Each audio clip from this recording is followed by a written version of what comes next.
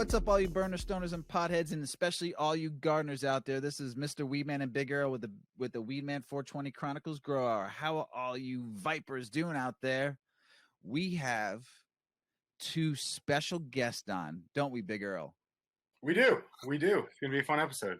I'd like to introduce you all out there to Nick and Jared from Magick Beans and Green Fin. What's up, fellas? How you doing? Hello. Excellent. How you doing? I'm doing great, man. Doing great. We're super stoked to have you on the show because we're going into part 2 of our nutrients edition. Big Earl and I released a show last week on nutrients, and it was one of my favorite shows only because it's my biggest weakness is nutrients. It is one of my hardest subjects, and it was a big laugh that we talked about a lot of things on that show. But before we when we were really into it, this is a funny story. And when I was early newbie growing, Big Earl and I became friends, and I was like, dude, he was telling me about pH, and I'm like, oh, how do I? He goes, buy this system and test your pH. I'm like, okay. He goes, test your soil. I'm like, all right, cool. So I bought this system. It's just the little, like, you test your pH in your water system and stuff like that, but I didn't know it. So I was sticking the fucking shit in the soil, like. And I'm DMing him going, this ain't working. He goes, dude, it's for your water, not you don't stick it directly in the soil. You test your water out, you dumbass. So that's how newbie-ish I was when it came to nutrients and a lot of the early stages. And are you just talking about like a pH pen? Yes. Yeah. Okay. A little Hannah pen. You had the right probing techniques, just the wrong tool. I was probing all right. Yeah, that was good action. Don't worry about it. So I didn't know what the fuck I was doing with that thing. I mean, I remember the little pH. I had the little pH thing you shake up and you put the little, that's what I was using. But he's like, oh, that's even better, more accurate. So I didn't know you had to put it just straight in your water, test your water out. I thought you had to put it right in the fucking soil. It says. So I needed help with this, with nutrients especially. So I'm super stoked to have you on. I'm super stoked. We got a ton of good info we're going to get from you both for all of our listeners out there, especially all of our newbie growers and also some of our veteran growers that listen to the show. So we're super stoked. But before we get started, we're going to smoke. And I'm going to go first. I'm smoking a strain that was grown by Big Earl. As you all know, I love his stuff, so I smoke a lot of his stuff. So I'm smoking tropical cookies. And I'm going to light my 8 Decades bowl up while Big Earl tells you a little bit about it and then tells you what he's smoking. Salute. Awesome. Yeah, I forget the name he gave it. It's a Trop Cookies Crossed to Sprinkles from Secret Society Seed Co. He just came out with that line. I was able to test it for him, luckily. Super terpy plant, man. Such one of the terpiest plants probably in the garden right now. But what was that? I wish I could smell it. It's one of my favorite strands, man. I mean, that thing's awesome. I mean, Trop Cookies is what we're smoking too. Nice. Yeah. It's super different. I never really smoked it before, and I'm assuming it's Trop Cookies leaning because I worked with a lot of the sprinkle stuff and Skittles cross stuff where the sprinkles comes from. And it doesn't have a lot of that flavor in there. It's like it has to be straight Trop Cookies because it's so different on its terps than all the other stuff in that line. But you guys smoking anything other than Trop Cookies? Yeah. So what else we got? We got Frank's Gift. I brought some of your stuff. Crowley's Gift is Frank's Gift crossed to Star Killer. Frank's Gift is, like, in my opinion, probably one of the most medicinal plants that's ever been. It's like 26% CBD and like 7% THC, and the cross is, or the cut, I should say, is not. It's so hard to find. I lost Mom like 4 or 5 years ago, but luckily I still have a lot of these seeds left. And we're finding like 3-to-1s, 1-to-1s, but like the ranges are, you're gonna find 25-to-1s. And it's nice because you're not gonna necessarily get some of the CBD flavor terpene profiles really. That cherry smell. Yeah, the cherry. Like we're finding phenos that are gassy, so we're getting gassy CBD strains now, and I know they already exist and they've been out there, but this specifically, this cross is pretty special. And for me too, besides that, a lot of my patients are older. Let's just say that, my parents' age, their friends, and they appreciate something that isn't as high in THC, that has a more robust profile. And so, what's awesome with Nick is he's bringing some, land race and some really cool, interesting genetics into the pool that, people are open to smoking now that they have a higher intelligence of what's out there. And so, growing this stuff's been an honor, but, it's coming from him. I just have a great little growing set up in my basement. So he's running a lot of my gear. Yeah. So, I've been blessed to have him as my little mentor and sensei. And this whole, it's a lot to learn, and it's never something I ever expect to totally understand, but, by what I like to smoke and taste has driven me towards, definitely, your genetics. The Dogma is one of my favorite. Is some of his cuts that are just phenomenal, super terpy, very gassy. That's kind of like, I'm a diesel gas guy, so I will always pick that. Yeah. What's good that you're growing for the older generation is because I was just reading an article that the California boomers and older generation are smoking cannabis a lot more than they ever have before, and they don't realize a lot of them are ending up in the hospital, unfortunately, because they're freaking out because their strains are so strong and they don't realize it. No one's teaching them that. So a lot of them are ending. I think it's up like 895% hospital visits in California, the older generation right now, the retirees and stuff like that, because they don't realize it's not their cannabis they were burning in the 50s and 60s, in the early 70s when it was like 3, 4, 5% THC. They're probably just going to the dispensary, grabbing whatever the bud tender gives them. It could be 28, 30%. Next thing you know, they smoke the whole thing, and next thing you know, they're crying to their wife or husband going, I'm gonna die. No, you're not gonna die, but you over smoked. So it's nice that you experience, it's like a very good experience. Yeah, and it's nice that you're giving them that higher CBD to get their endocannabinoid system used to smoking cannabis, and then maybe they'll switch and go do that maybe 1 to 2 ratio instead, where it's a little more higher THC and more of a balance, and they want more of that psychoactive effect, or they want more of that THC effect. So it's good that you're training their endocannabinoid system with a higher CBD strain. I like smoking CBD. Got a couple of people that give me some strains. I like smoking it, that nice ratio, that 2 to 1 or 1 to 1 ratio, especially during the day. I don't like getting too heady during the day, but I was just going to say it's like a routine thing, right? Like you don't want to wake up and get foggy, at the end of the day, you want to have a healthy balance, and it's really about a balance. And when you have a portfolio of genetics and a jar, a great little box of a healthy stock, it's nice.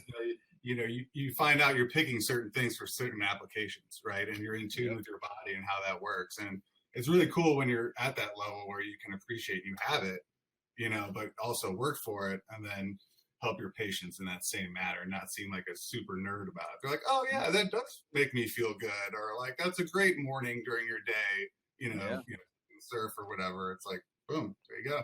I love it. Earl, what are you smoking, brother?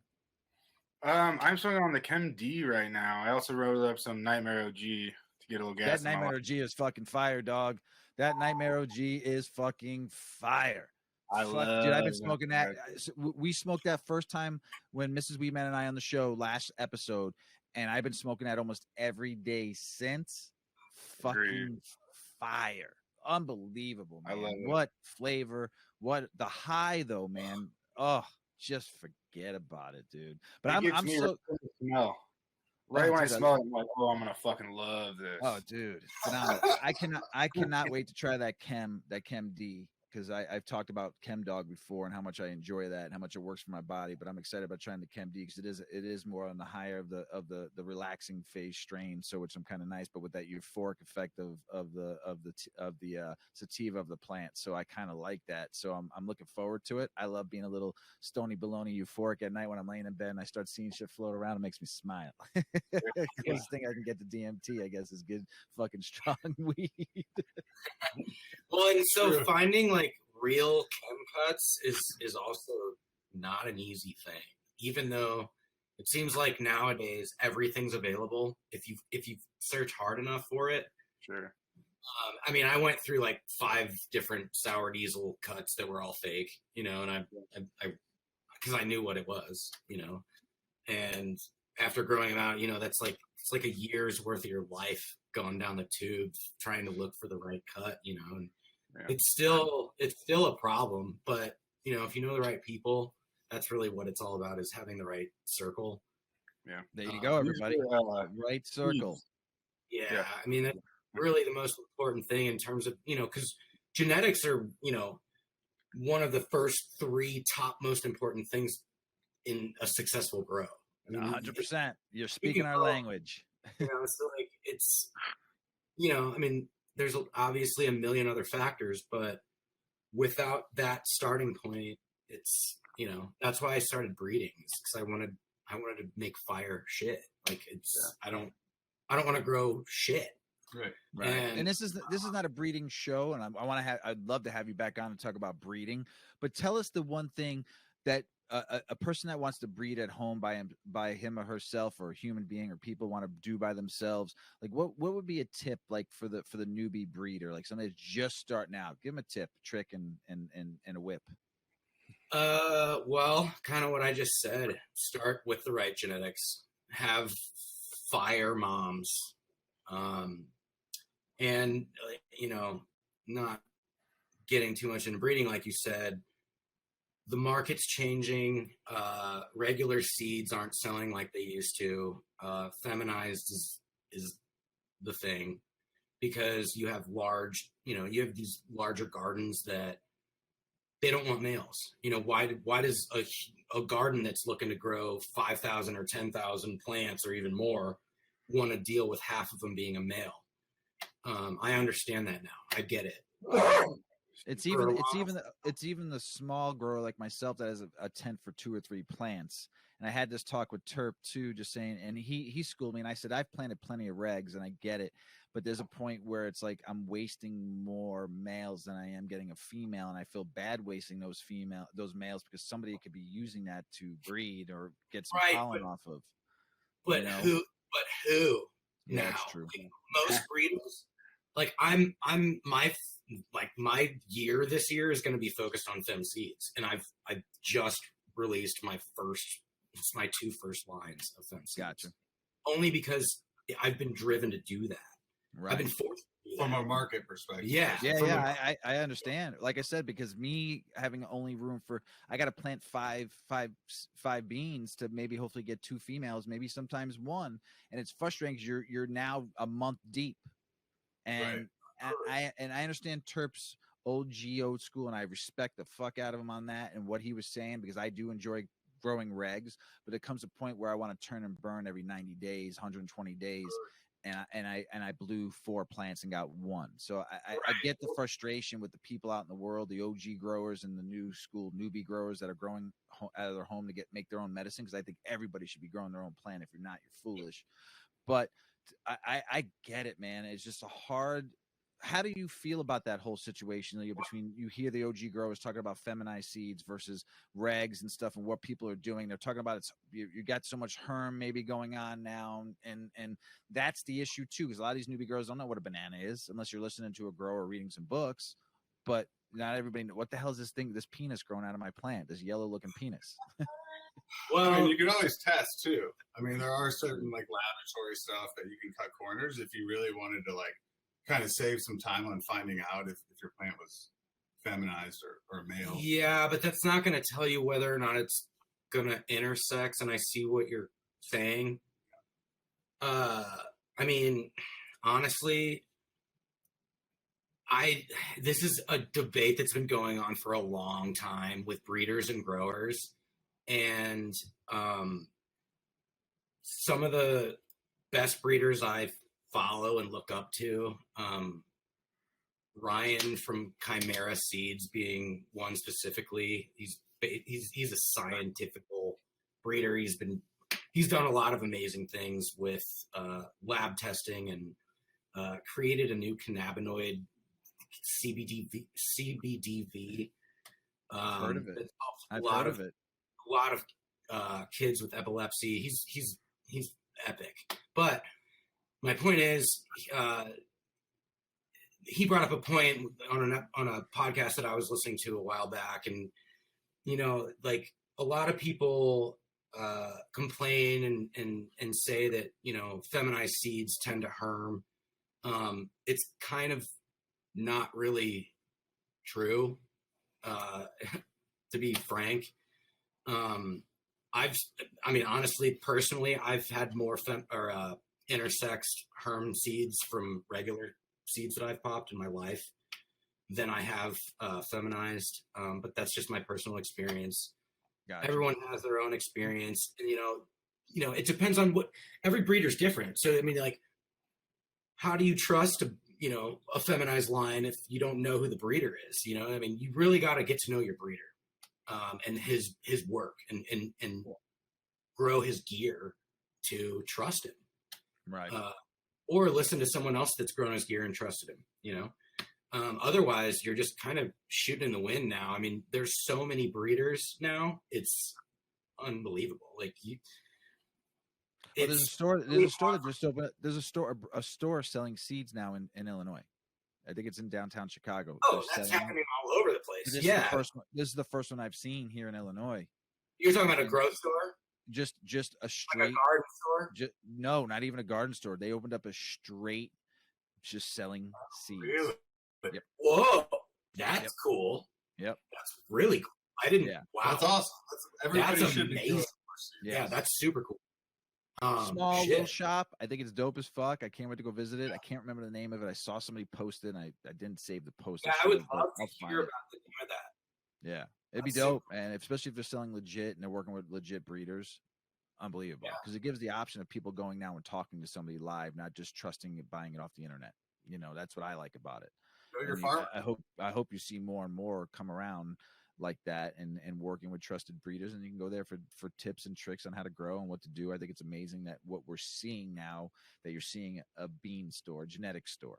Where you that's really cool.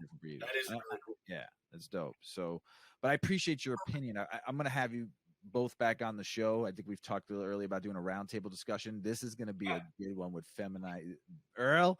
That whole one question might talk 2 hours.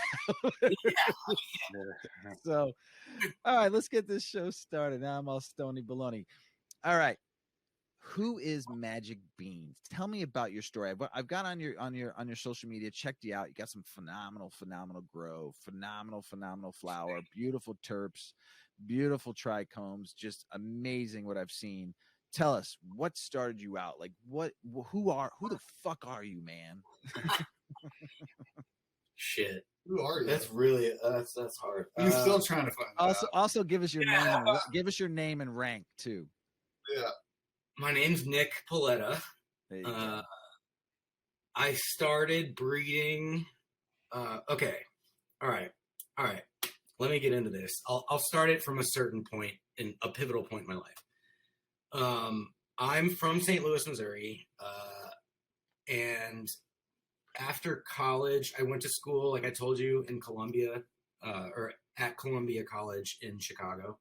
I studied music and ended up moving back to St. Louis and not really knowing where I was going. And I'm a big fish fan. So I had tickets to a show in Denver, 2011, and ended up camping next to a bunch of hippies that turned out to be a really crazy experience and night on, all the above. And I accidentally left. I had a ukulele and that I was playing, and I accidentally left it in their tent. And we had exchanged numbers, and so they called me and they were like, "Hey man, we got your ukulele and it's in Oregon." And I was like, "Fuck." All right. And they're like, "We'll ship it to you." And I was like, actually, I kind of want to out there. Yeah. I was like, I kind of want to go out there. And so they're like, "Well, we have this huge cannabis farm in Sheridan, Oregon, and come hang out." And I was like, "Okay, You built a tent. You just built a tent around the property." I fucking drove out there, and I stayed with a buddy for a week, and he showed me around Portland, and I fell in love with Oregon. This was when Portland was badass. It's fucked up now. It's fucking shit show. I wouldn't even visit. But anyways, I love Oregon myself too. Oregon's amazing.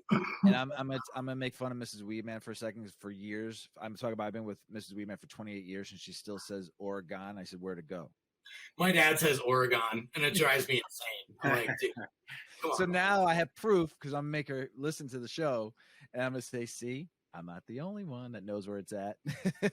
I love Oregon. It's one of my favorite states. I love just the whole coast, and the weed out there is pretty fantastic. It's my first time I ever went in dispensary, electric lettuce, when I went to Oregon. So I feel you, man, on this. So I hooked up with these fish kids. I stayed at their farm for like 2 weeks. They showed me the ropes on, they had like hundreds of plants, and I had never seen anything like it before. This was 2011. And I became hooked and started growing. I moved there, obviously. Got a house, started growing in a basement, and just started learning and, growing. But I didn't start breeding for about a year and a half after that. So it was like maybe 2012-ish. And so you got some time. Yeah. That's dope. I didn't release any seeds for a long time. I started breeding because I kept buying packs of seeds from other breeders that turned out to be shit. And I would buy a pack of seeds that says sour diesel cross to whatever, and there would be no sour diesel at all. And I knew, I was a connoisseur at like 16. Like I was going to shows and, seeing like, getting exposed to the real sour diesel, the real chem dog when it was coming out in the mid early 90s, but this was the mid 90s when I was getting it. And then the skunk, which is another story that I could just blow up for 3 hours. Hold on 1 second. So you were in Oregon when? 2011 through 2019. I left during COVID. So you were talking in the 90s, though. You were talking about some strains. Where were you getting those strains from? I was really, really, really lucky.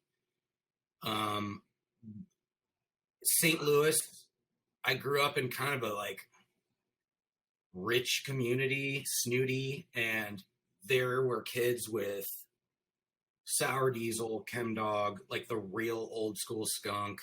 That's dope. Big Bud, Williams Wonder. I mean, shit that like is legendary, old school that would just come through, and it was like where you'd wait for like hours as teenagers, and it would never show up, and you'd be okay with it, and then the next day, it's like $500 ounces. Like, six kids waiting for it, and we already have it divided out. It's like, this is the best stuff. Like I've ever Santa seen. was coming. Yeah. Oh my God. It was. And the reason why I asked, because I remember in the 90s, I lived in West Palm, and when we got a good strain that came from the West Coast, we were just, I can't smoke anything else, because if not, you were smoking. Right. And then, you had. That's what made us like pursue it more. It's because a baddie would get you through high school first 5 classes. Right. And you're like, oh, we can do another road trip. Awesome. Totally. And then you had, I don't know, did you guys ever experience beasters? Like beasters? It would come down from Canada, from BC. I never got chances. I got the best I ever got was some really good bud from Oregon, and we called it the O. And I don't even know the name of it. And it was, besides what we were growing in houses, was still nowhere near what you would get every once in a while from the West Coast. Right. And that's why I asked, because in the 90s, that's when I was really big down in Florida, so I knew where shit was coming from. But when you got something that was good, you didn't sell that, basically. Well, so wait. You kept it. I never knew where mine was coming from. I knew if I was paying 60, it was going to be fire, and if I was paying 40, it wasn't going to be that good. And I usually paid 50. Right. That's all I really knew. So go ahead, Beasters, BCs. Yeah, Beasters. Like, so that, a lot of, that was just a product that just kind of came out that everyone thought looked good, but, tasted like shit. And like smoked like really bad. And it probably had chemicals in it all around. Didn't get you high, really. It was. Yeah. It looked great, but it's like, So we got off track, and I'm sorry. I just had to ask that. Totally It's all right. That's what I love about doing a show like this. You never know where the fuck it's gonna go. But go ahead and go back to your story. So when you were back in learning and doing what you were doing, becoming a breeder. Oh God, where am I going to go back to? So yeah, I was buying a bunch of seeds from breeders, figuring out I wasn't getting what I was looking for. So that's when I started to like really seek out the real cuts of what I wanted to work with. The real OG Kush. That's like my favorite shit of all time. Kush, baby. I've been searching, and I'm not going to go super off track here, but I've been searching for skunk since I had it in bud form in 2001. And even a lot of like the old timers think I'm crazy for saying I had it in 2001. It's something that I'm 100% positive I've had and was obsessed with since 1997 about. And it's, in my opinion, been gone since 2001, or maybe the year after if it maybe faded off, slowly, whatever. But that is something that like was my favorite shit of all time back then. It's like people, there's skunky weed, and that's kind of why I love the OGs, the sour diesels, the chems. They're skunky in a way, but they don't smell like a skunk off the road. Like when you're driving in your car, like doesn't, and that's what skunk was. And I am personally my life-driven goal is to bring it back. And I don't care if it takes me 10 years. I've got a lot of that's a passion project right there, baby. Yeah, but skunk works. It's a lot of people over the last 10 years have said they had it, and I haven't seen it. So that's another topic. But yeah, so I basically, back to my story, I started breeding I started looking for cuts that I wanted to grow. And once I had a decent library set up, 10 or 12 clones, cuts, moms, that's when I started bringing in males and switching it up. And my goal was, and still to this day kind of is, but I have other things going on. My goal was to improve the mothers, because these mothers were like, some of them were 20 years old at the time. Now they're 30 years old. Like Triangle Kush, OG Kush, Chem D, Chem 91, Chem 4, all these, they were 20 plus years old. So like they've lost a lot of their genetic vigor, and their greatness. And I wanted to improve on them and release that in seed form. So people didn't have to seek out these special finicky clones that are hard to grow, take much more food to feed, and put them in seed form, and you can throw them in water and put them in soil, and you've got a better form of that. And that's kind of been my goal of the last 10 years. And there you go. I've gone, down different routes, introducing land races and other things, but that's kind of where I'm at. I think I answered your question. I don't know. No, it was great. Kind of went off on a tangent. That Chem D is like, so I've never had the real cut. That's a seed. This is my first run of it. This is from seed, and it's just got this like, I can't compare it to the original one, but it's got like a true, like super chemically, like you taste it in the back of your throat when you smell it. Like I don't know if you ever had like chemical splash, like it's like chemicals splashed on you when you smell the bag. It's wild. So can I ask, who's the breeder? Or I don't even need to know. CSI. It's an S1 from CSI. Oh, okay, cool. Yeah, he's legit. That's legit. So it's just so fucking terpy and different. It'd be exciting to get the original Chem. Sometimes S1s are better than the originals, like. I just wanted to experience it. I got a lot of strains like that. I'm like, well, I've never had the original of this, so maybe I can experience. This is the best I can experience it. Yeah, that's the closest you can get. Absolutely. I have. Yeah, that's awesome. So what else you got? We got green fin soil conditioning. You got going on. You got any other ventures or anything going on with Magick Beans or Nick? What are you asking me or him? No, yeah. Anything else going on besides Magick Beans or Greenfin? I know we're going to talk about Greenfin here in a second. Right. Well, no, I mean, I have other projects going. I'm going to be focusing on recreating the skunk, and I mean literally from the ground up. Yeah. You have any leads? Huh? You have any leads? Oh yeah, I'm way ahead of. I'm ready to go. Inspector Gadget over here, man. I just need to yeah. I've done a lot of research over the years and studied all the top dogs, old school guys who've it's worked out for me. I get a lot of awesome cuts. Yeah, I'll take all that shit. Yeah, sure. But don't worry about it. I got a spot in the corner. That's why Earl and I are so close. No, I'm just kidding, Earl. Right? I get to try little things here and there every once in a while. I love it. And plus, I got to connect with somebody that grows fucking phenomenal weed. I grow decent weed. I'm a home grower. I grow decent weed. It's good weed. That's what I wanted to grow. Just good weed, get you high, get people high, like the taste and the smell. But when I step up and my friend comes into town, I get to smoke phenomenal weed. See what I'm saying there, Jared? You got the connect there. It's great. Hold hands, give a little tickle, tickle, tickle. Make sure he's feeling good about himself, and you get whatever fuck you want. I 100% agree with that. So to answer your question, Earl, yes, we do have other things. So me aside, Magick Beans, yeah, I've got other projects. The skunk's going.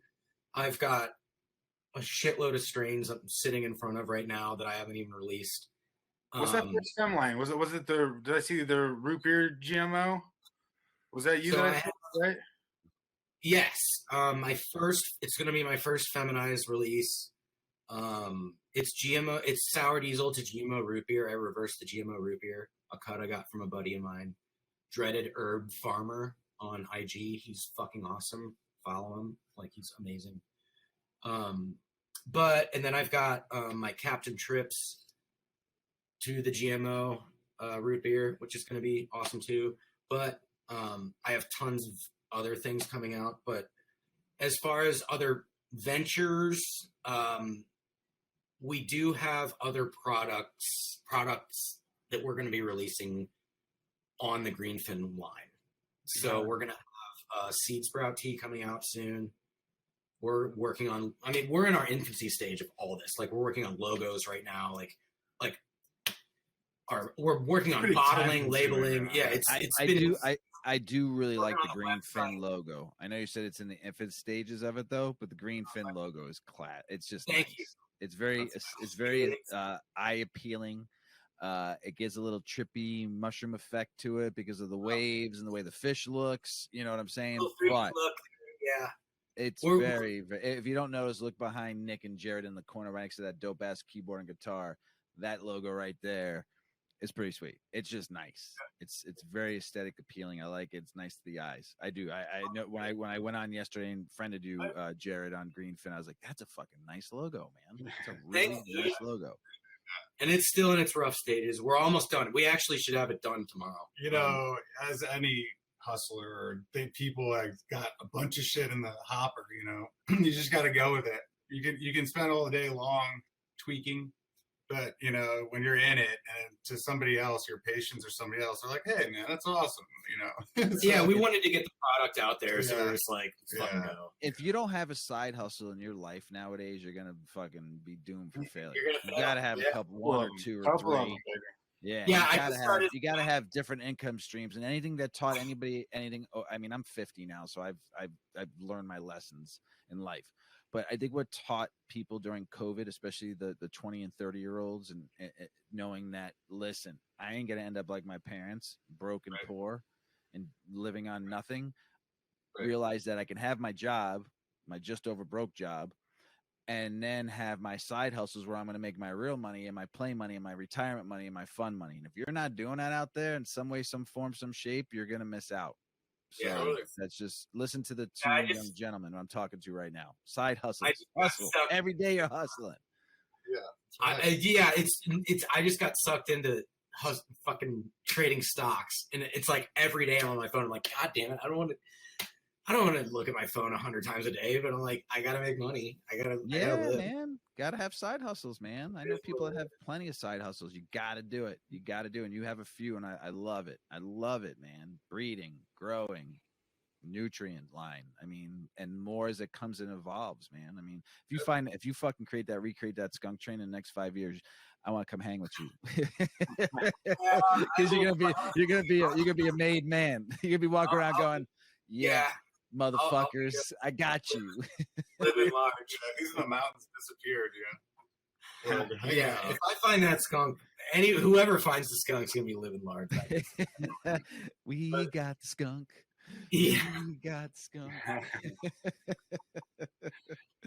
Yeah. Right. So should we go into Greenfin? Yeah. Who the fuck is Greenfin, Jared and Nick? You told us a little bit about how you guys met. Told us a little bit about breeding and Magick Beans. I love it. Talk to me about this Greenfin. We're old friends. Yeah, so we're, if you can't already tell by the gear on us right now, the Midwestern flair that we're representing. We were born and raised in St. Louis. We've known each other since high school, and we kind of went our ways, hanging out in between, and kind of coalesced the last couple of years back in St. Louis. My journey kind of started traditionally as like a finance and accountant.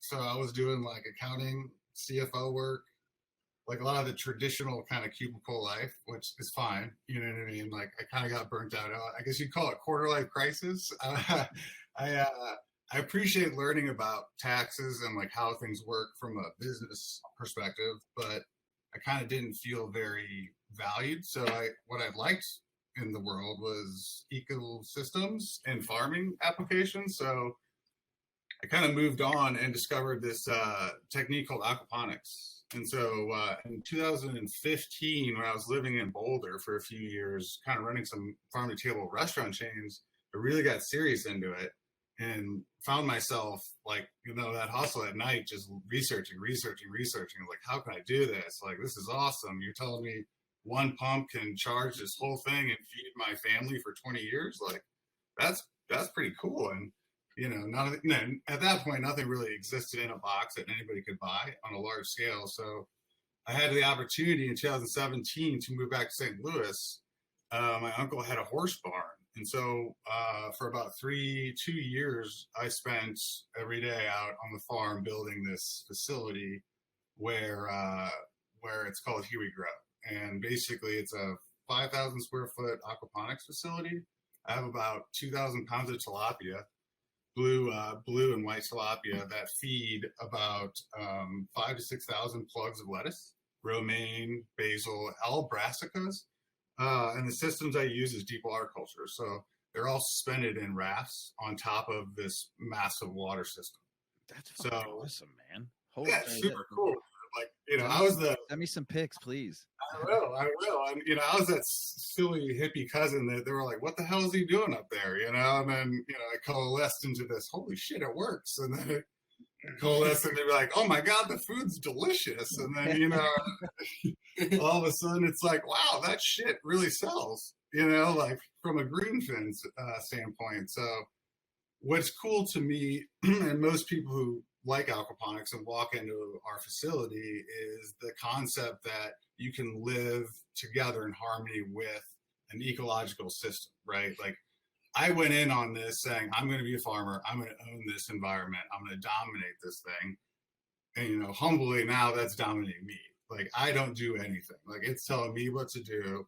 All of a sudden I have worms and snails and all these kind of ecological elements added to what I thought would be a very simplistic system. So over the years, we've kind of added to it, added filtration, added some ebb and flow, added some rock media. So we can do some really cool tomatoes. We can do some flowers. I really want to do like turmeric and ginger, all the kind of, Eastern types of Ayurvedic kind of herbs and stuff that part of our lines is we would love to do some IPM integrated pest management herbs integrated into the Greenfin line so that we could kind of fight the pesticides with the natural fertilizer element. Love it. That's just like we said, we're going to focus on our first line first, but we have a lot of possibilities that this system, a natural system that some accountant, built, that's like providing, in multitudes actually. And it's really like what I put into it, it puts out.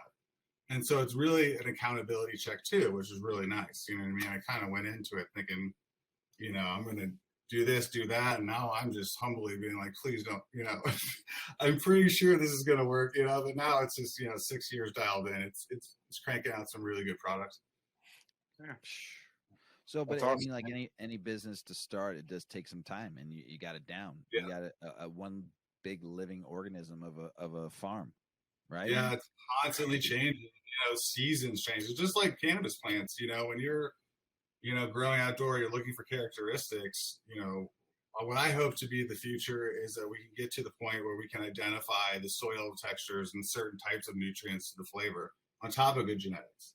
You know, it's like drinking wine in Bordeaux or Burgundy. They have that profile that, you know, if we can be attuned to the soil and what our environments are, we can actually deliver a product that's substantially either in taste or nutrients, right? Because it's just like lettuce, like the best nutrients in that lettuce is living and directly in your body.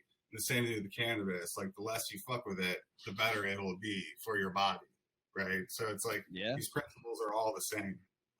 Living lettuce tastes a bazillion times better than just lettuce that was grown in Florida or something, you know, the soil that's been used and reused. And Big Earl and I just had this talk about it too, about how nutrients has been taken out of the soil for so many years on these big cornfields, and they have to saturate it with shitty who knows, you know, what they're putting in. It's a big problem. It's a big problem. Soil regeneration, it's what we would like to extend ourselves into, because that's what cannabis farmers are doing. I mean, they're regenerating and conscious about their soil, but really everybody should, from your lawn to your ag to everything. You know, really. I was just going to interject and say I totally agree with, you know, what you said on soil going bad, and it's a big problem. It's a global problem, and we think that greenfin could be somewhat of a solution if it was applied properly in the right amounts to dying soil. And, you know, there's also the idea of, you know, growing hemp on soil that's dying out. It regenerates it as well. So maybe even the combination would be, you know, there's like some sort of a solution. But I just wanted to say, like, I think that the greatest part about greenfin that differentiates us from what's going to become our competition is the system that he literally built with his hands. And it's it's true. It's true. It's a closed loop, decoupled system, but like it all comes back to creating and providing the ecosystem. Like the ecosystem is the most important part, because it's a like closed loop, and it's providing incredible amounts of all natural beneficial living bacteria that our competitors aren't necessarily doing. We're doing things different. Yeah, and that's what. Is it all bacteria? Yeah, I mean, that's the thing. It's like, that's the system that I described. So when it comes down to the greenfin product, and what we're launching first is essentially a byproduct of this aquaponics system. So when you think of aquaponics, and your audience might know, you know, there's a lot of different types of aquaponics. And even growers know there's a lot of options. Aeroponics, hydroponics, is a lot. Aquaponics is essentially just, you know, the source of protein and how that input is. And for me, it's fish food. And I have a special blend. It's not proprietary or anything. I have a high protein diet, but also my system allows me to add worms and snails. So, you know, year one is different from year 5 or 6. So I have the benefit of now having worms and all this cool things that is probably the differentiator that Nick was saying. Is definitely. Like when you add all these cool systems in it, it really becomes a compelling profile of nutrients and macro and micronutrients. So, but to your point, what makes this system whole work is bacteria. And they're actually beneficial, healthy bacteria that is organic chemistry that naturally breaks down ammonia from nitrates to nitrites. So like nitrites to nitrates. So that system occurs in my aquaponics all day long, 24/7. And it's my job as a farmer to culture that bacteria. That's it. It's really not the fish or anything like that. If most people know, when you buy a fish, you can't just put it in the new fish tank, right? It needs bacteria. It needs a rock bed. that same concept is in every system. And so when people say, oh, that's so cool, what do you do? Really, all I do is maintain that bacteria system. There's 2 different types that actually exist in my filters and around all the black mats in my deep water culture. And this is really like, when you look at it in a microscope, it's teeming with life. And the second I know something's wrong, I will smell it, I can see it, we can test it. It's almost like your farm by smell and taste by the time you work so far on it. That's the kind of system we've kind of like developed. It's been like 5 years since I've had any kind of problem. But when I think of problems, I think of Florida. When you think of like the beaches and the anaerobic red tide is what they call it. That's kind of like the most pitfalls as an aquaponic farmer I need to watch out for. So as long as I have lots of water, lots of air flow, just like your cannabis facility in your basements or anything, it's the same elemental inputs. And it's making sure that all of this is in harmony. And so Greenfin is out there operating this system. And one of the byproducts that we have is a sludge material that we have to dilute. And that dilution solution is Greenfin bottled. And so after rigorous testing, what we found was that the micro and macronutrients were very compelling.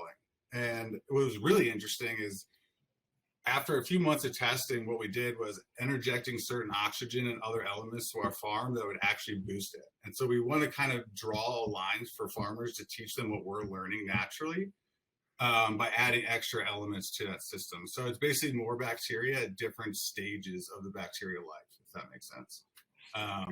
It's really weird, dude. It's like, like I've never thought I was going to be a poo bacteria farmer. It's really like, I thought lettuce was cool, but it's like, no, dude, you're, not that. So with somebody like me and Mr. Weedman, how would we use your product? Do you so if I run like a cocoa, or he waters usually organic soil, right? Is that what you're running now, Mr. Weedman? Yeah, just organic soil. Yep, I do organic soil as well. I'm not I apply.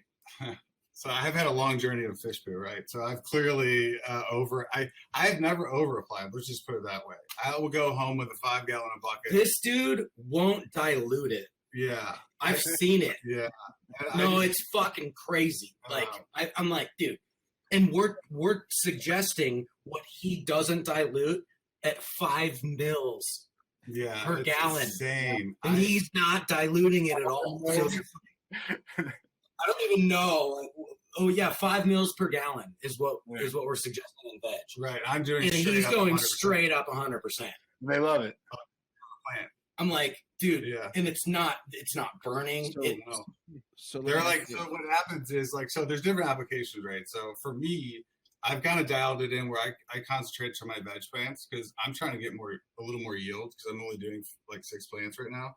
So what I'll really try to do is pump up my vegetation growth by having a high canopy, feeding a lot of fish poo or my Greenfin product in the beginning stages, kind of dialing it back during flower. I haven't noticed a lot of the terpene kind of testimonials back and forth, but I do like adding towards the end stages, a little more diluted. So for me, I find a lot of my growth is in the vegetative state. And I also use it around my gardens and my rose bushes around my house. So I usually use that shit on everything. Like anything that's greener is getting that stuff on my stuff. You know what I mean? Yeah. So let me ask you a quick question. So if I'm using all organic soil and trying not to add any outside nutrients to it, but trying to go up just sizes and pots. Yeah. Would that be the only thing I need to add? If I got stuck at 7-gallon pots and I had this problem in the last grow. Okay. So I was using all organic soil, wasn't adding any nutrients to it, couldn't go up any pot sizes. So I had at the end there, start adding some nutrients. Would this be the only product I would need to add to organic soil? Would I need to go up in pot size, add more soil, and then add some more nutrients, or can I just straightly use yours? Wait, sorry. Back up a little bit. What gallon size pots? So I started at, your normal started solo cup, 1 gallon, 3 gallon, went to 7 gallon. But that's all I could fit in my tent. 2 7-gallon pots can fit. And what kind of soil are you using? I was using a mix, 30% cocoa perlite, and then 70% I was using Costa Maine mixed with a little Sohum together. And water only Costa Maine. Water only Costa Maine. Okay.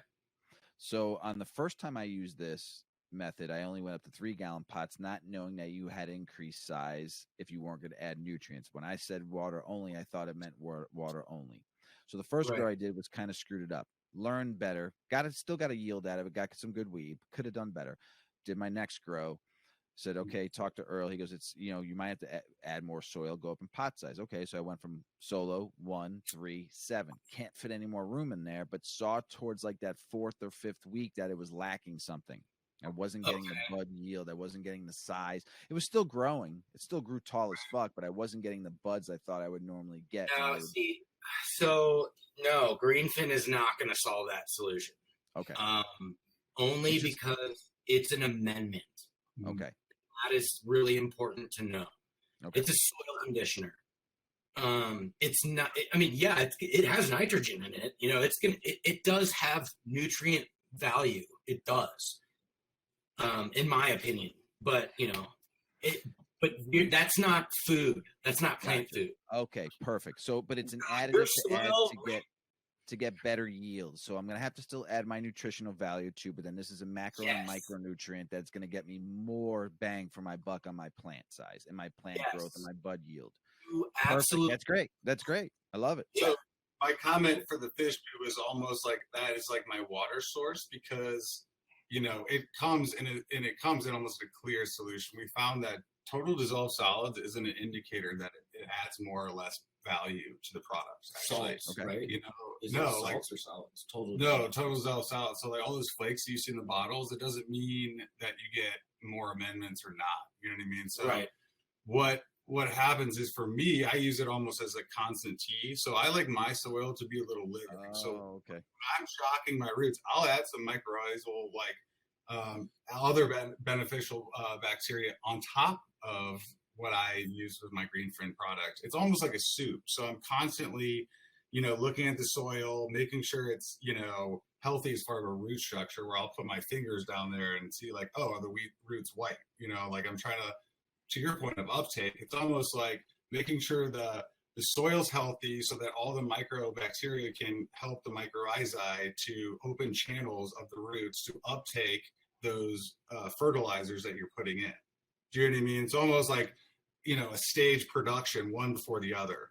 And so if your substrate, like you're saying, is fine, you don't necessarily have to do the first or second step every single time. You know what I mean? It's really like depends on genetics. Like some TK was super finicky for me. So I had to backtrack a little bit, add water, and just hold off, because some stuff it will fight me because I'm not I'm not an excellent grower. I don't claim to be. I've only been growing cannabis for about 5 years. I've grown more lettuce and normal, farming things. I could do that.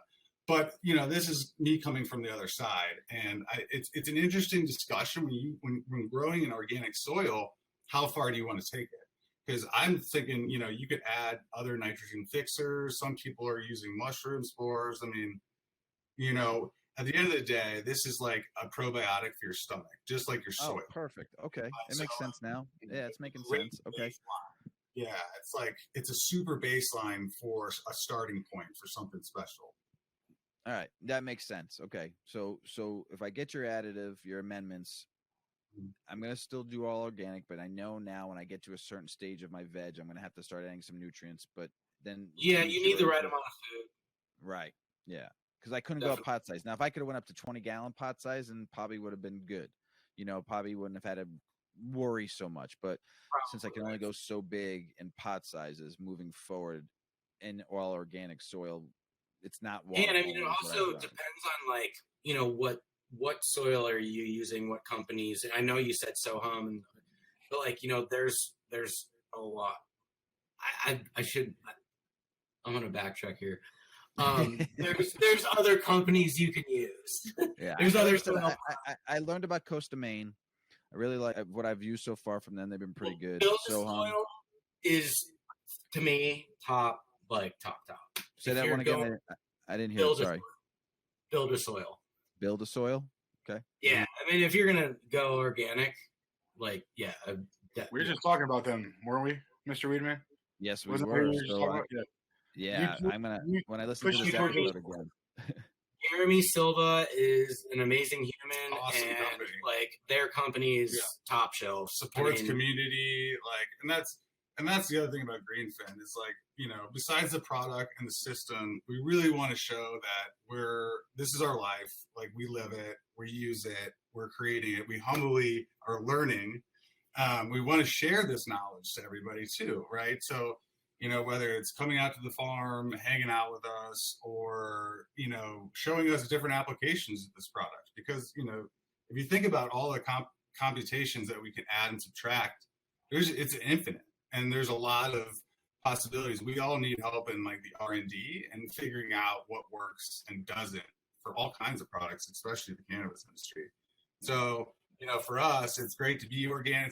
It's great to be local. It's great to be for us in Missouri, kind of representing, a natural environment and restorative, regenerative systems that people can support local, do this, and our plants are better.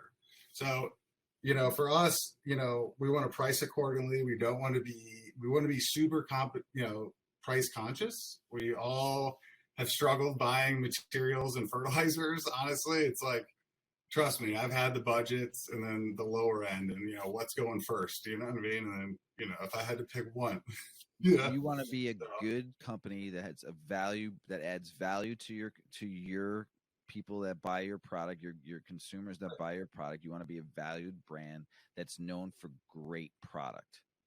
Well, even beyond that, we want to be known for being the best and cheaper than our competitors. I mean, it's that simple. Here's another thing. It's the more I think from a very good answer, I think about this all the time, is I feel like the cannabis industry and the people in what we're talking and who your audience is the best, the most dedicated audience in the world.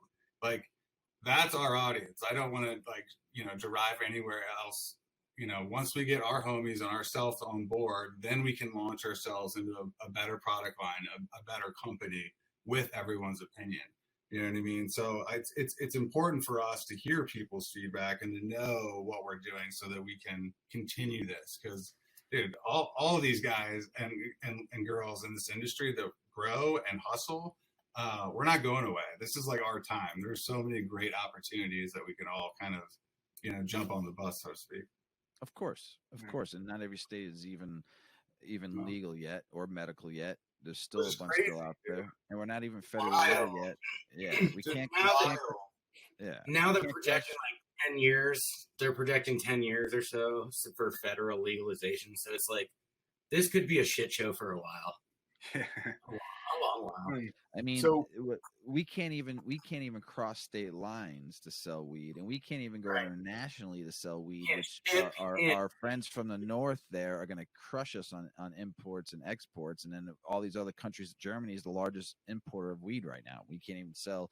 Think about how much we would save the West Coast with all that abundance of weed right now that they need to sell. They're fucked now because it's underwater. The whole state is underwater, but they could have sold that weed. They're sitting on a ton of it right now. And look at Canada. I mean, they destroyed 475 million grams of weed. Jesus. Couldn't you just give it away? I mean, there's so much. Bottoms out, it's all right. Sell it cheap. Yeah, no, Stock it high and watch it fly. Do something with it, man. It's a shame to just destroy it, but this is how we are. We're so set back when other countries are now just going to pass us on to where the traditional market is, what I like to call it, is still moving and still will always go forward, because the legal market will never be able to do what the traditional market can do. Your point. Yeah, the black market is still keeping it. It's still traditional market. That's all you know, brother. Traditional market. That's all we know. That's all we've been doing for 20 plus years. You know, if you've been in it for long or got out of it, got back in it now because it's legal. But traditional market is all we know, truly, in this country, because it's been so blackballed for so fucking long and so just chastised out of the world. That's all we know. We knew a friend that knew somebody that got some weed that was a home grower in his basement sometime and got some good weed, or we knew somebody on the West Coast that would ship a pound over here and there, or we got some Mexican regs that were brick weed, 25-pound brick weeds full of seeds, and they cracked when you fucking smoked it and blew up in your face. And like but that's all we knew. You know, the credit card on a shoebox, you know, all the seeds come down. Yeah, I remember that age. You know, that's all we know. So fuck calling it the black market, the illicit market, the illegal market, because it's all we know. We fucking provided income for so many people in this country for so long that couldn't get a job and couldn't do this and was chastised. Right. Remember what a Ziploc bag is? Yeah. Oh, no, I don't use them. I don't even have weed in there. It's seeds, but people don't buy weed in Ziploc bags anymore. Yeah, there you go. But like even a dime bag, you can't even like, you know, not to be like an old dude. A dime? Did you say dime bag? You said dime bag. Like that was like old right. Yeah, nobody even knows what the phrase dime bag means anymore. Yeah, just pull down the window. Yeah. Just, I mean, we're still that far behind though, and that's the thing that drives me fucking crazy. You know, you have so many great people out there that have been doing it for so long that it'll never get known, never get their name out there. Not even to go in the legal market, but people that and folks out there that have been growing for so fucking long that will be forgotten about because of what's going on now. You know, the truly ones that created these strains. You know, the ones that brought them back, the history of cannabis can never be forgotten, you know, and that's what I talk about all the time. And what you, Jared and Nick have been doing, they've been growing. He's been growing and following weed for 20 plus years, you know, and now he's got a trade and just killing it. And then coming along with your beautiful fish, you know, green fin fish poop. I love it, you know, and just taking something to the next level. Big Earl and I were talking about aquaponics, on our show we recorded last week and yesterday too. We were talking about it on our practice podcast about aquaponics, and I only know a couple growers that use it on the commercial grow side here. One in Illinois, I think they're out of Arizona and California too. They pride themselves on doing aquaponics in their grow, and actually grow pretty good weed for corporate dispensary weed. It's actually probably one of the better ones here in Illinois. And but to be able to do that, I mean, it's pretty special. That how big is your facility again that you have? Yeah, it's about, the actual grow space is around 5,000 square feet. I think the facility is around 8 to 10,000. It was just like a horse barn, and so yeah, the products I could do probably around 1,000 pounds of lettuce every couple weeks if I really wanted to crank it out. You know, it's. I came into it not wanting to, like, you know, sow the field, so to speak. I wanted to rather be indoor, working on culinary herbs, and you know, I went that route, not to be like lazy, but you know, it's hot out there during the days and the winters, but it's you know, I basically put in natural, you know, waterfalls. It's a very copacetic environment. I just want to go get high and hang out in your facility. Yeah, you would dig it. You would dig it. That's it's special for sure. And I just need more. I love the fact that people love it and get more input. So, you know, part of our Greenfin line is we're going to have meetups out there, some bands and stuff. We have a hotel facility next door that can sleep about 200 or 300 people. So yeah, it's like a resort. Yeah, like it's fucking badass. It's called Cedar Creek for anyone that's watching. What's the website? CedarCreekLodge.com, I believe. Okay. Yeah, it's like a resort place where there's weddings and there's golf course and like super, you know, a lot of nature walks, and it's really badass. Lodging. Yeah, it's in the middle of Missouri.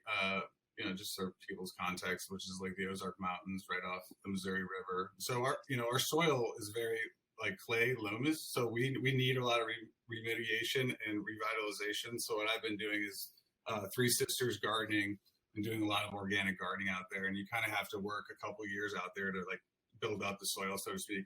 actually a lot of my cannabis soil goes right back out there, and so nothing's wasted with us. So we always have some kind of hole in the ground, whether it's a dead fish or all of our soil. But that's the thing. It's like, we enjoy farming. We love inventing ourselves and reinventing ourselves, because like you were saying, man, the world's changing and you kind of have to be ahead of the curve and own your space a little bit. So we kind of love aquaponics for that, man. It's a very beautiful system. Also, I just wanted to add, you asked about like how big the facility is.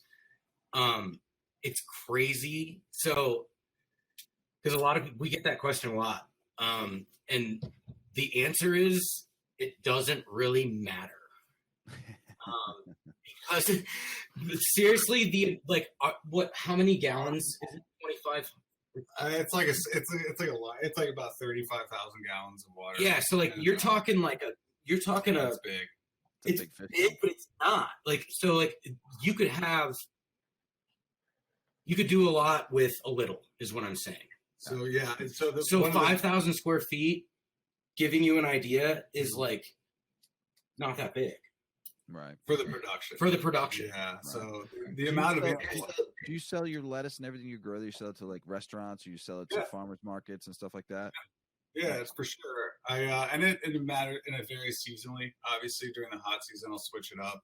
Winter's just my money market, because there's not a lot of competition, obviously. I don't have like a ton of lettuce, but honestly, the lettuce prices, and as everyone knows, inflation is crazy right now. So what was half 2 years ago is now, obviously double. It's like crazy prices. It's almost like I'm ready to get back in the gear. But what we're looking at too is like kind of selling, introducing other animals. So prawns, crayfish. I'd love to do some bee hives inside the greenhouse. It's kind of a new concept I'm kind of designing. We're also thinking about doing some worm composting. Kind of taking the restaurant waste that is across the street, and but having that leachate and that great black compost leachate kind of fall into our system and have it as a additive to the greenfin line. So we're constantly stacking other systems within our systems, which is kind of a really fun thing. I mean, think about it. I get to go to this like playhouse with all these green things, and I get to like tweak her with like fish and like cannabis plants, and I mean, it's like the best. I don't know. Can I just come and roll some joints and hang out with you? We'll get real high. Yeah, like the Amtrak. Come on down, dude. I just want to come and hang out. And fucking smoke some weed with you guys and fucking just watch the fish swim. We could do a podcast in the greenhouse. Yeah. That sounds great too. Oh yeah. Also on the same property, there is a massive telescope. Is it digital? It's digital, isn't it? There's two. So there's two telescopes. One's digital, one's not. So like you can go in and look up at the stars and see like the craziest shit ever. Hopefully, it's made to get high on. Yeah. Well, it's paradise. It really is awesome. I think our wives, Big Girl, would love to take a trip down to I've never been to the Ozarks, so it'd be great. And we've talked about it going down there, so it'd be a fun trip, Big Girl. Are you dog friendly? Because we both have dogs. Yeah, I've got my dog locked upstairs because she's crazy. Yeah, I'm major. Love it. Dog friendly. Will you ever think about taking that facility and maybe turning some of it into cannabis if you can get a license to do it? I mean, that was always the issue. I mean, honestly, too, it's like when you're dealing with Missouri sucks, man. Well, I mean, I'm not. Listen, everybody breaks a little laws here and there, right? Like the fact is, too, like when you're dealing with Missouri is very old school in religion and how they treat cannabis, and when you go out, not just in the cities. So, you have to be very careful where you're growing in certain areas in Missouri. And there's also a lot of growers in Missouri been doing it for a long time. I'm not saying there's no growers in Missouri, but, I had to be very cautious using the land I had, if that makes sense. 100%. In a second, I do it. Yeah. But do you think you possibly, like, when maybe this whole, in a few years, Missouri's starting to, let some more licenses out, starts loosening up a little bit. Every state goes through this. This is not just Missouri. Welcome to the fucking show. That's what you do. Welcome to the fucking Rex show. That's what it is. Yeah, but it sounds like medical's nice and easy because it's just simple. Everyone's learned medical and it's pretty easy. No one fucking yells and makes a big stink about medical. It passes pretty decently and everyone's happy about it. And all of a sudden you want to go fucking wreck and the fucking cows and fucking sky's falling. You know what I'm saying? It just doesn't make any sense. You make it more complicated than it needs to be. Follow some of the alcohol laws. You just put all these laws on it. Missouri. I've talked about Missouri a ton of times on the show through this whole process of Missouri going wreck. And every state that fucks up. Look at New York. It takes them a year just to talk about the law before they even come out with the law. Don't you think you should have the laws already written before you decide to go fucking? Why does it take you a year to open your state up rec? So go back. I went off on a tangent. I'm sorry. But going back, if laws loosen up a little bit though, and you can get a license, you might have something there to really get something really good. You know, you're doing something different. And I bet is there anybody in Missouri doing aquaponics? I'm not talking about weed wise. No, probably right. Probably not. But here's my best answer to that, in my opinion. Is okay. So sorry to put you on the spot. Really, this is really. I'm just trying to help you out. I like you guys, and I think you're cool. So I want to fucking help you fucking grow some weed. No, this is a hard one. So because we are going to apply for 5 licenses, micro licenses. Okay, do you know?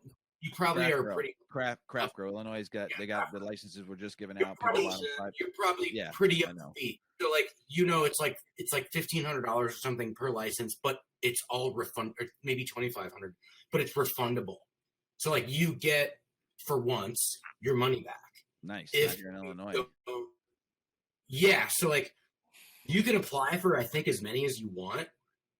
And if you don't get it, it's the same lottery system, but if you don't get it, you actually get refunded. So we're applying for, I think, 5 or 6, and we're going to see if any of them stick. And if they do, yes, maybe what you just described and talked about would apply to Greenfin and Magick Beans, even, growing as a double brand.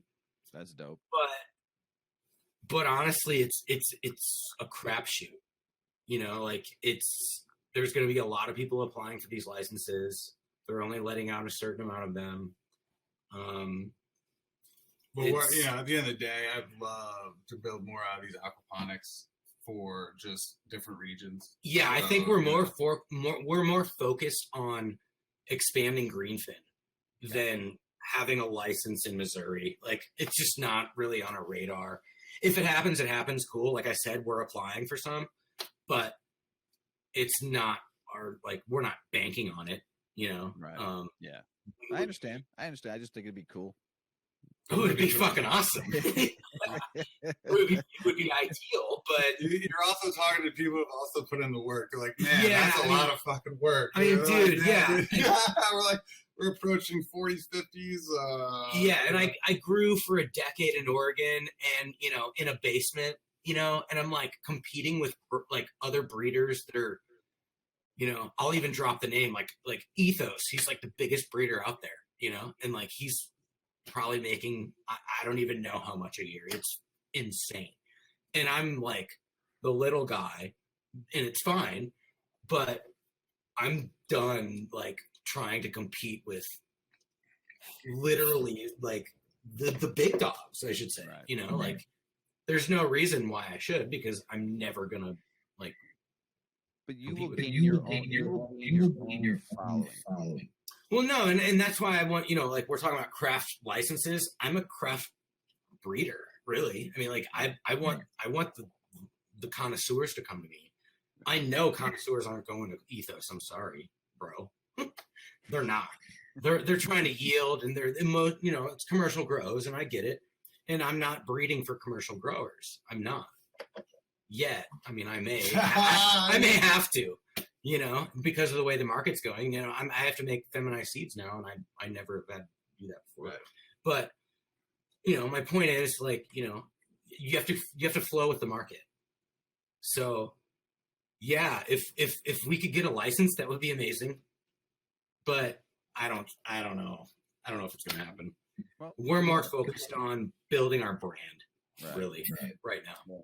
Nice. Getting into stores and not even into stores, into people's hands, into gardens. Because everyone who we've talked to who's using our competitors' product has been like, oh yeah, yours is fucking amazing. It's better and it's cheaper. So we're riding on that right now as little guys in our infancy stage, you know. I mean, do you see people watering heavy salts, like not really using organics? Do you see Greenfin helping them at all, like enhancing a flavor or anything? 100%. Nice. That's all I gotta say. Like, yeah. I mean, obviously that would depend on your application of hydroponics, right? So I mentioned the dissolved solids. Like, as a company, I kind of don't like them. I'm not, you know what I mean? Like, if I had part of our process of producing the product, we have an option to filter some of that out. So I will choose kind of not to, so that people, let's say, that have drip lines or that have other kind of, methods of distributing that, could have an easier time with other product lines that may think that's a novelty, to be like, oh, look, it's, there's a bunch of shit in there. Like, no, it doesn't matter. Like, from our testing, it really does not matter. It's really the nutrient dense, like, affluent liquid that you're applying it to. So yeah, I would say the application rates are probably a little less. But that also depends on, your dilution, if you're doing buckets and stuff. But we've definitely had samples go out to a bunch of hydro growers and self growers, for sure. Yeah. They love them, yeah. Do they grow them in teas? Do they like brew them, or do they just add, 30 mils a gallon or whatever? Really good question. We're discovering it's like almost like what you got style wise in your basement. When I discovered teas, I never stopped. Fuck yeah, me neither. These are great. Let me ask you about my setup then, and see what you think about Greenfin in it. Is that cool? On, they froze. Oh, did they? I thought they were just waiting for my question. No, they look pretty cute though in that picture there, though. So, but go ahead, Earl. You were going to ask them what question? No, maybe talk about teas for a second. We're waiting for them to come back on. Yeah, sure. So Greenfin, from what, then hopefully I don't get this wrong for them. From what they're describing, is going to be the soil conditioner. You're going to add it to help break down that organic food. So like when you were talking about adding that organic food to your medium and all that stuff, to help break that down is what Greenfin's going to do. So why I asked them that question is because typically it's thought in high salt mediums that kind of biology, like bacterias, doesn't do a lot.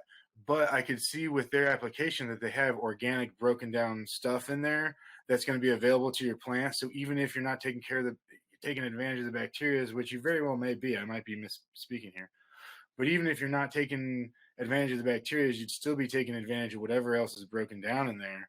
So even in a salt setup, you would be getting this flavor. So brewing in a tea, you would just be trying to create more of the bacteria that they have. So they give you a bottle and it says, I don't know what their dosage is, but let's say it's 5 milliliters a gallon. Well, you put 5 milliliters in, you can dose that way down and do like a whole barrel, 55-gallon barrel, and brew it in a tea to really get the life and everything back up. We're back. Nice. Hopefully I didn't just destroy how it would be used in the tea. I tell you what, I actually learned something. So he actually did a very good job filling in for a minute while you guys froze. So tell him what you learned so I didn't mess it up.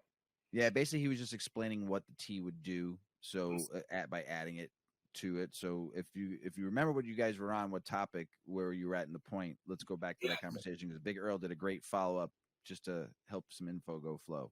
Is that brewing it in a tea or adding it directly, like in your reservoir or however you feed?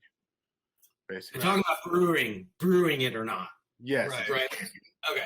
And so that's like, when you get into nerdy stuff, you take that as a base element and then you distribute based on your different elements of the garden. So some of my veggie plants, I'll add some other amendments. My flower tent, I'll definitely throw in some other mycorrhizae and some other like natural amendments. So tea's helpful as like a base element before you start getting nerdy with different sections of your grow too. So it really gives you the opportunity to kind of diversify your SOPs a little bit. But I'll actually trial stuff. So when I'm running flour, I'll actually not do fish poo for a couple of times and then add fish poo so that I know the difference. And I won't just do that with the fish product greenfin, but I'll also do it with other products. So it's a great thing to have as a baseline. Yeah, that's right. So I'll also say we did do some lab testing, multiple lab tests, and discovered after it was about a week of 2 or 3 weeks, a week of brewing the greenfin, our levels were up a lot. So what Nick was saying is like usually by activating and teeing your products when you're living in like living soils or anything living like our product, it's life in a bottle. What's happening is organic chemistry. So everything around you is happening, right? It's like decarboxylation of THC. So when you're hanging and drying your buds, there are stuff happening chemically. The same thing's happening in the greenfin bottle. It's actually why we have vents in our hood, because the gases are constantly releasing. So what we discovered was we can actually separate these batches in our system and throw some other air and elements and test them and see what the effect on the profile of the macro and micronutrients. When I say macro, I mean NPK. When I say micro, I mean, the boron, the calcium, the hardiness, that kind of stuff. Manganese, molybdenum. Yeah, and we're a well water system. So we actually, everything from our product is, my loss as far as aquaponics is all it is humidity. So when I'm putting water back in, it's not tapped, there's no fluoride, it's coming straight from the ground. So you'll see those characteristics in our micronutrients. So I do have a little hardiness, but not insane. So that means calcium. So there's definitely a lot of more earthy elements related to Missouri well water based on my previous, comment. But then the macronutrients change. And the more we bubble and tea and add algae, we'll have a product line that has 5 or 6x more nitrogen, non-available. Remember, we're saying we're an amendment, just to say that right quick, to the product that wasn't steeped in tea for 2 weeks. So, as a grower, you should know that you have options when you're using living materials that is constantly changing. And there's effects and causality to that. They're all beneficial, and you cannot kill your plants. But, most people come to me, what's the difference between an amendment and a fertilizer? And it's really like a fertilizer cannot be an amendment, but an amendment can be a fertilizer in some states, if that makes sense. Because, once you hit a fertilizer states, you're regulated by FDA. You have to have concentrated numbers, and any grower would want that, right? But when you set in the amendments, because it's living, there's really not like a dart you can throw at numbers. And that's the reason why they're always non-available nitrogen, because it's constantly living. It's always in a state of perpetual flux, so to speak. So, that's not to say that's great. Super geeky, but that's kind of where we're saying we can't really say that we're, on a fertilizer, but we do have available nitrogen. It's just constantly changing. We do our best to kind of capitalize and capture all those micronutrients. So I think you did a very good job explaining that, because it made sense to my stony baloney self right now. So that's awesome. When you say the conditioner or can be the nutrient, do you mean as in it goes in and it can make, like, organically speaking, those types of nutrients break down and available to the plant at that point? So they're acting as a nutrient in that instance? Yes. Yeah. It's like at the doorstep. Yeah. You know what I mean? So like right when your mycorrhizae is triggering, the trigger between available and non-available is super thin, right? So like, but because they're not available, you can't burn, right? You're not going to harm anything, because the plant naturally the plant doesn't take it up. What it does, exactly. So that's because there's so many great correlations with farming, right? They say like a healthy plant will have pesticides in it. You know what I mean? Like you shouldn't mess with most things, and it's because they have a robust, it's their balanced ecosystem. They're healthy, right? And they're meant to be healthy. Plants don't get bugs. I mean, no. That's just a fact. Like a lot of plants have natural defense systems, like cannabis, natural defense systems, so they can get eaten. A lot of people would say that's bullshit and like call me out, but like the truth is, like if you have if everything's dialed in your garden with your plants, you're not getting bugs. I'm sorry. Well, especially when you're outside and they can give those signals to other, predatory bugs and be more like natural. I can see, indoors sometimes you don't get the nature, but outdoors, if everything's healthy and happy and all your soil's nice, like you don't need to worry about the bad bugs. They're going to something else. They're finding something else because bugs go to weak plants. They find the weakness in any plant. That's what they do. And I just don't see it in a perfectly healthy. I love it. See it. Yeah, I mean, there's plants out there that keep bugs away. It's known. Lavender, lemongrass. I mean, I can go on and on and on and on and on. Right, there's a ton. Yeah, there's a ton. It's funny. I have I do so. My greenhouse is kind of outdoors. It's indoors, but as far as my vegetables go, keep it outdoors as much as possible to be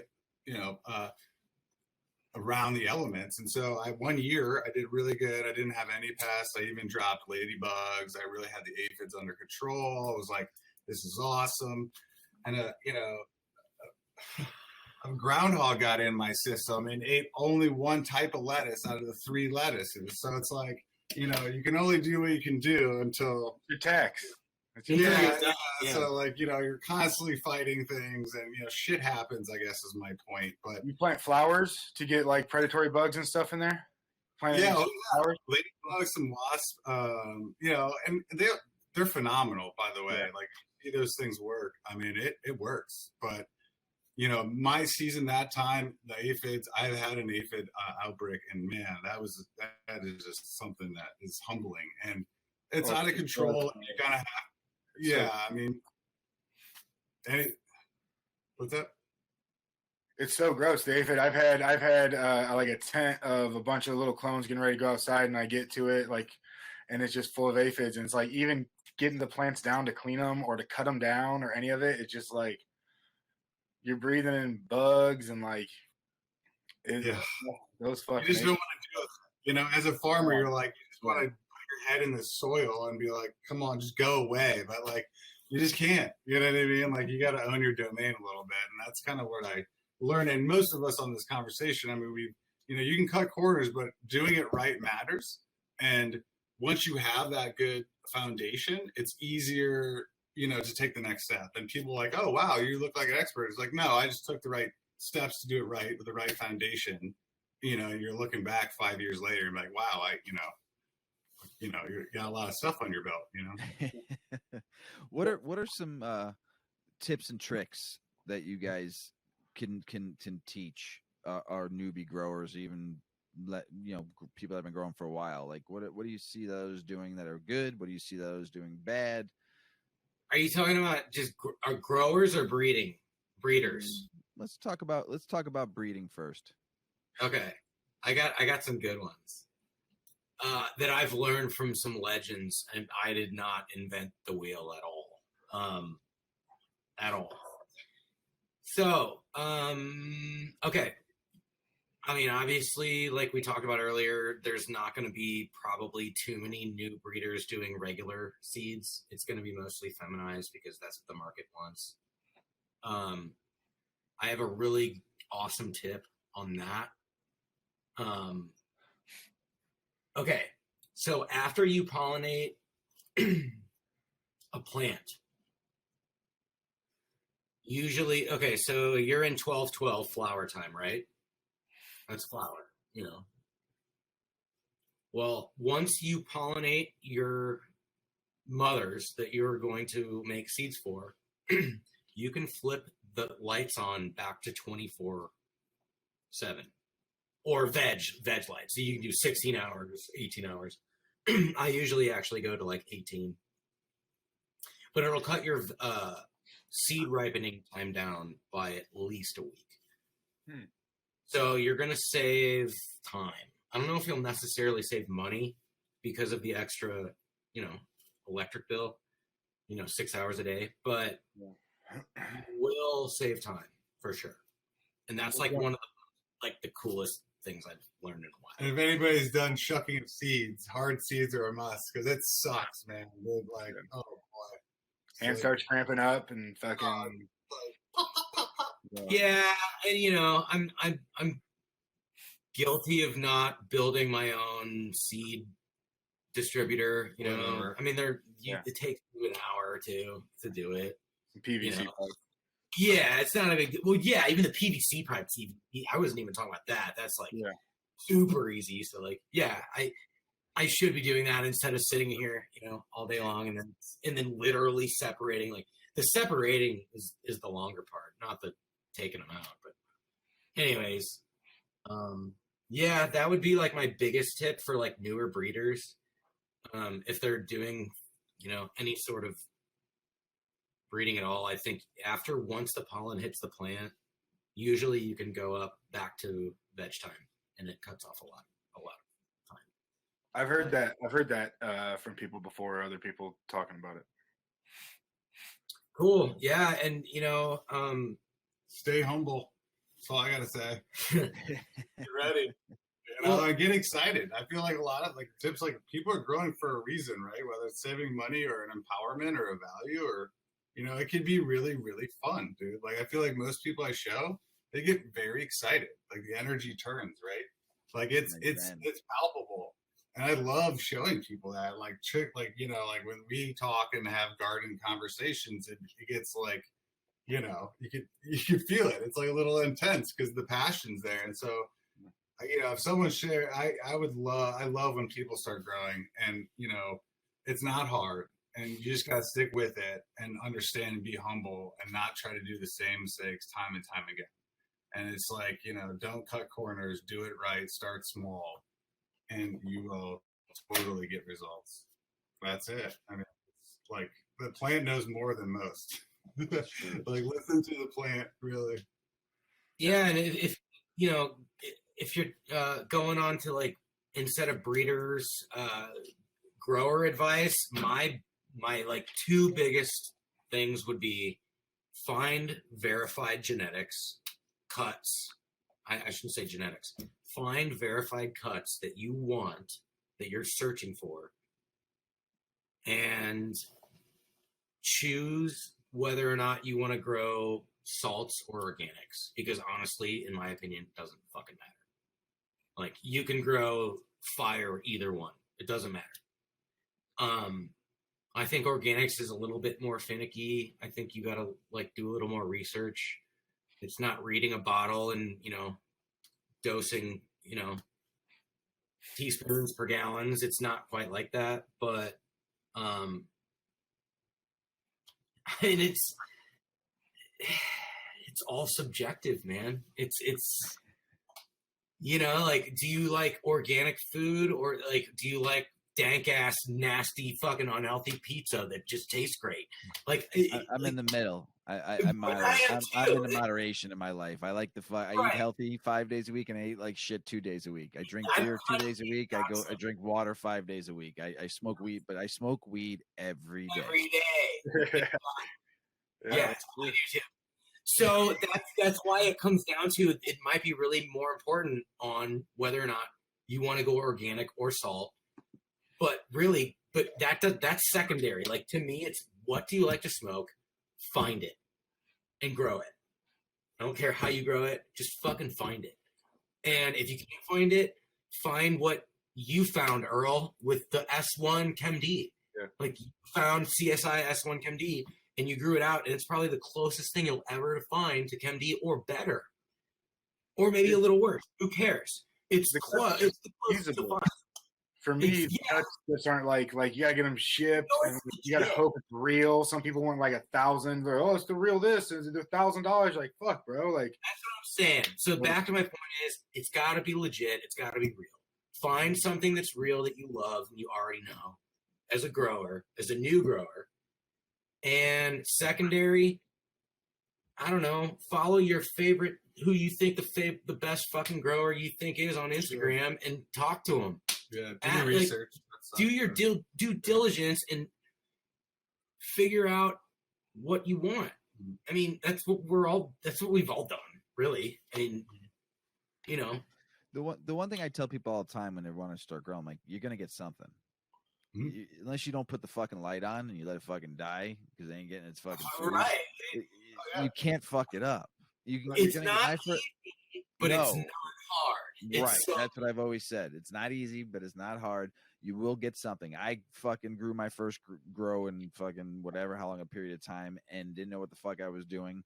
And I got 3 ounces off of fucking 3 plants. I was fucking happy in the pig and shit. It was a good weed. It was fucking solid. I got high off it. Mrs. Weed Man got high off it. Our friends got high off it. I gave fucking an ounce of it away, and it was fun. It also depends, like, on, you know, your goals. Like, are you a head grower for a big cultivator, like that you're taking care of 150 lights or 500 lights, or are you growing in your basement with 3 lights? You know, like, I'm on the lower end.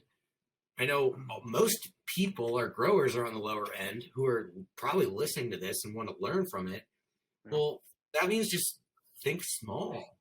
Don't think like you don't need to, you know, grow 1 million pounds out of a tent. You're not going to do that. No, it's just not going to happen. I can't tell you. I'm not snobby, and I don't think I ever will be. But it wasn't too long ago that I was super excited to find a nugget under my car seat. You know what I mean? Like, that's fair. You know what I mean? Like, I didn't grow up with the opportunity to have this all the time, even though I do now. It's like, you know, everybody has to yeah, dude. Like, I love growing it, and I love giving it away. I grow so much now that I can't smoke it all. And I just tell people all the time. I had a friend of ours just said, "Hey, I'm broke right now. I got no money." I'm like, "Dude, I need some weed." I'm like, "Just I'll give you a jar fucking full of weed. What do I owe you? Nothing.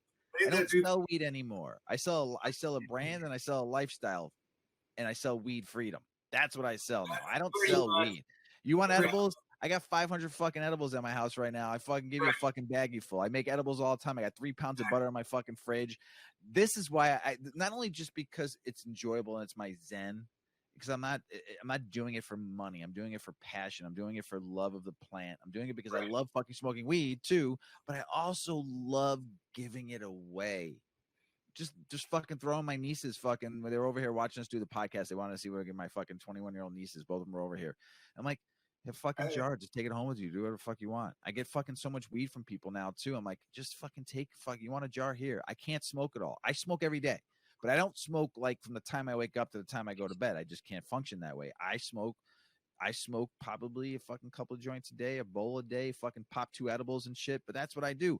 But I have fucking like a pound of weed in my house that's not going to get smoked at all. You know, all of it by me. So I just fucking give it away, right? That's what we should do. If you're a home grower, and I say this all the time, I'm like, listen, if you're scared to grow, you don't want to get a med card, partner with somebody, invest with them, let them keep it up that house. If they got to go out of town for a week, make sure you watch their garden, you water their plants, you check their humidity, and then they come home, you're good. You split the bounty. He grows 10 ounces, you get 4 because it's in his house, and he keeps 6, and you do whatever the fuck you want with it. Dude, I could never trust somebody else to do that. Well, if you're a home grower, in my basement, somebody else to do that. I mean, I'll tell you I have, and they didn't fuck it up because I told them, I said, you fuck it up, you lose your bounty. Yeah, Christmas is over. Right. You fuck it up, you won't get weed from me for a year. You won't believe in Santa Claus anymore. Exactly. Like, no, dude. Like, shit. My whole Christmas present this year and last year were all just chronic to everybody. Man. All year. I'm not called Weed Man 420 for nothing. I've been bringing weed to people for fucking years, man. Years. I'm not even talking about the last 10. I'm talking about fucking since I was fucking 15. I've been getting weed away. All right. I've been smoking weed since I was 13. All right. So I mean, I've seen it. My dad was 3 years old, man. I've been seeing weed. I know what it looks like. I know what it smells like. It's in my system. What I'm telling you is, if you're a home grower and you got pounds of weed and you ain't giving it to your friends and family and people you're an asshole because you can't smoke it all. I give it away. I walk around with a red fucking cooler filled with 500-600 edibles in it, and I just give them to people. I go to parties. Here's fucking, just don't overconsume. Start low and go slow.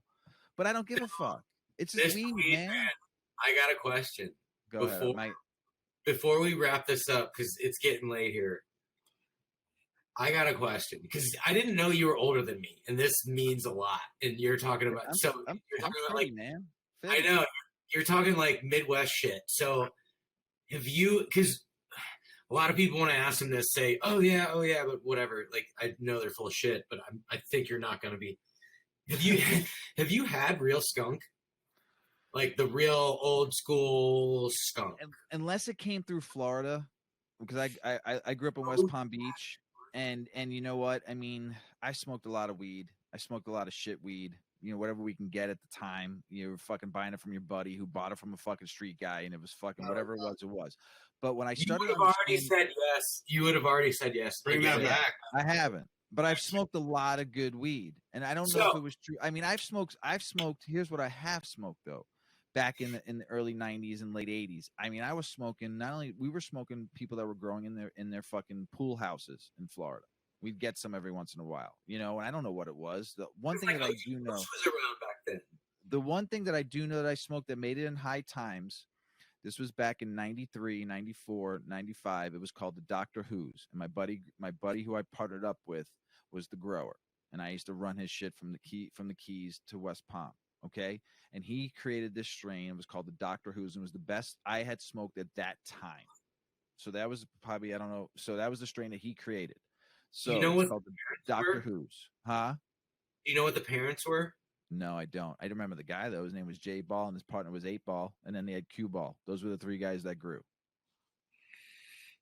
Great show. It's actually so crazy that you mentioned that because Happy Daddy Products, I believe, is the last word. Happy Daddy is so Odie Diesel, if he ever watches this, sorry if I don't butcher this, he created Doctor Who, I believe. Okay. A new Doctor Who, not back then. Okay. This is new. This is like 7 or 8 years ago, maybe even more. But Odie Diesel was out of Oregon, and I believe his son is doing a lot of the breeding now. If I'm not mistaken, I could be totally butchering the story, and I'm sorry if I am, but I don't think I am. But yeah, so that's interesting because Doctor Who's like super popular right now, but it's a different Doctor Who. New so generation, new era. Yeah. I'm super. Yeah, everything's. Yeah, back then was like awesome because we had I feel like it was the era of the best like cannabis strains. Well, these guys were growing in soil, but they were also growing. I didn't even know what the fuck this was, but until they taught me, they were growing hydro. They were growing. This is the first hydro strain. They were growing in big troughs of water, fucking filtration systems. Like, dude, what the fuck? And this is not what you're talking about. Yeah, nice. They grew it in soil and they grew it in hydroponics too. This is in Islamorada, Florida. So. This is going back 94. Like so if you were in Florida in the 90s, did you ever get Triangle Kush? No. Or okay, any of the OGs? Nope. I wish. Like I said, I did smoke some stuff that would come from Oregon. We called it the Ode Bud. We didn't know the name of it, but it was the highest I'd ever been at that time in my life. And this is 96 when I smoked that shit. And we were still running fucking Doctor Who's and shit like that. But that was like different, dude. This was like no shit I'd never seen before. This shit was like fucking crystally as fuck. I mean, I'd never seen Bud like no shit like this before. This was like, whoa. Like the first time you saw Kind Bud? Yeah, 100%. Yeah, 100%. Yeah. Like when you smoke the first time I had Chronic, people were like, oh, this is the real Chronic from California. I'm like, well, it fucking smells like fucking weed. It gets me high. So I mean, but this is like But it wasn't bricked up swag brick weed. No, yeah. That shit was fucking. I mean, I'll tell you off record on that. We'll talk after the show.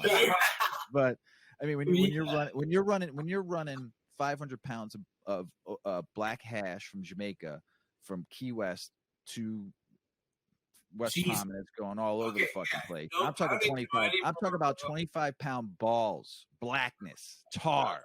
Shit that you had, and back then you had no apparatuses to smoke out of. How we smoked out of it was a little fucking avocado, fucking little artichoke fucking can. You put a nail through the bottom of it, right? You put the hash on there. You take the jar. You put a match in there. You put it. You light the match, the wood match, and it lights it up, and you go. That's how I smoked my hash, motherfuckers. Oh my god, that is a great lesson. Yeah. You know, if you don't have nothing to smoke out of, my camera got all fucked up because I got all excited with my hands. But if you don't have anything to smoke out of with hash, don't put it on a fucking grill, on a fucking knife, you idiots. There's different ways to fucking think of how to smoke. That is the worst way to smoke hash. You're burning that fucking shit up. Learn how to fucking smoke. So we'll end the show on that. You guys got anything else to say? Perfect note to end on. You guys got anything else to say? No, we just gotta have you out to the farm, guys. I mean, come on out. Sure. It's on us. You know, a little weekend getaway. I get to in the greenhouse. Maybe there's places to sleep.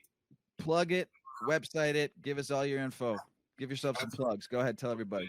We'll do the telescope. Yeah, we get high as fuck. We can eat some shrooms and fucking. There's gonna be some people on the moon, so maybe we can check them out. So do me a favor. Give me your Instagrams and your handles. Okay. I am at Magick with a CKMAGICK.beans.seeds. At Greenfin Amendments. Sweet. Big Earl, thank you so much. This has been amazing. Yeah, this was awesome. You our bubble too. You know what I mean? Yeah. We appreciate you. This is our virgin podcast, and I didn't even know. Like, I've been talking to you, but I didn't realize you were local until today. That's hilarious. I mean, you're local-ish. I was in actually St. Louis, but we didn't get to link up. But yeah, I was out of Springfield, so yeah, kind of for sure. Anytime you're here, hit me up, and we'll hang. Hell yeah, love it, friends, man. And maybe we can do an in-person podcast too sometime. Yeah, sure. I really would love to get you guys on the round table we want to do, so we're definitely gonna do that. So we're in. And the aeroponics episode when we get to that. Oh yeah, I would love to do that. Definitely. We'll talk about that too. Fuck yeah. So we appreciate you guys being on the show. Big Earl, you got anything else to say? Yeah, guys, don't forget to add that CalMag. Don't forget the CalMag, everybody. Peace. Nobody should.